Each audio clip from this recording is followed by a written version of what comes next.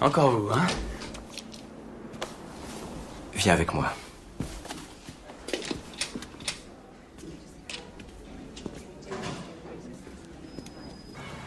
Alors, qu'est-ce qu'on fait là?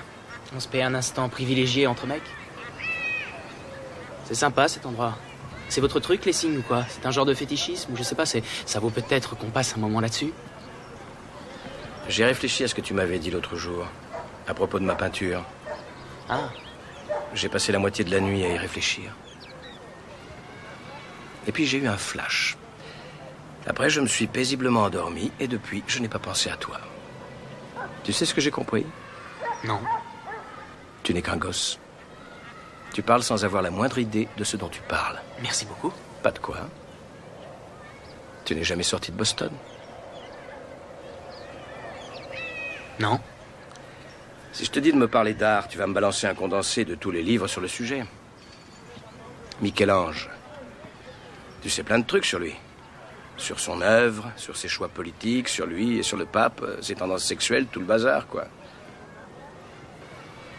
Mais je parie que ce qu'on respire dans la chapelle Sixtine, son odeur, tu connais pas. Tu ne peux pas savoir ce que c'est que de lever les yeux vers le magnifique plafond. Tu sais pas. Si je te dis de me parler des femmes, tu vas m'offrir un topo sur les femmes que tu as le plus aimées. Il t'est peut-être même arrivé de baiser quelquefois.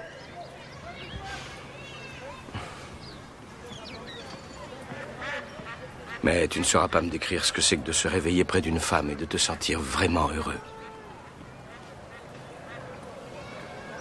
Tu es un coriace. Si je te faisais parler de la guerre, c'est probablement tout Shakespeare que tu me citerais. Une fois de plus sur la brèche, mes amis. Mais tu n'as pas vécu la guerre. Tu n'as jamais tenu contre toi ton meilleur ami. Tu ne l'as pas vu halter jusqu'au dernier souffle avec un regard qui implore. Si je te fais parler d'amour, tu vas probablement me dire un sonnet. Mais tu n'as pas connu de femme devant qui tu t'es senti vulnérable. Une femme qui t'est étalée d'un simple regard. Comme si Dieu avait envoyé un ange sur terre pour toi.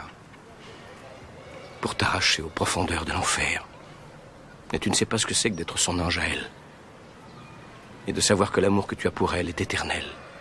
Et survivra à tout. Même au cancer. Et aux nuits passées assis dans une chambre d'hôpital pendant des mois en lui tenant la main. Parce que les médecins ont lu dans tes yeux que tu n'as pas l'intention de te plier aux heures de visite. Tu ignores ce que c'est que de perdre quelqu'un. Parce qu'on ne connaît ça que quand on sait aimer plus qu'on ne s'aime soi-même.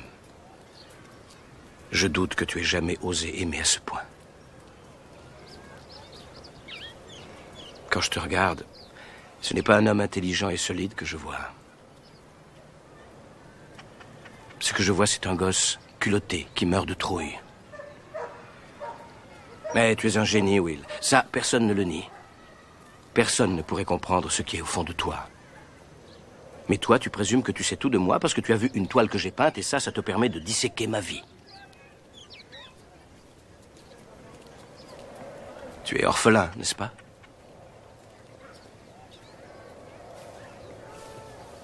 Tu crois que je sais quelque chose des difficultés que tu as rencontrées dans la vie, de ce que tu ressens, de ce que tu es, sous prétexte que j'ai lu Oliver Twist? Est-ce que ça suffit à te résumer?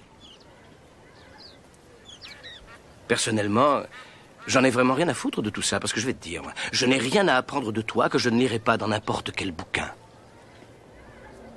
À moins que tu veuilles me parler de toi, de qui tu es. Là, ça m'intéresse. Là, je suis à toi. Mais c'est pas ce que tu veux faire, hein, vieux? Tu as trop peur de ce que tu pourrais dire.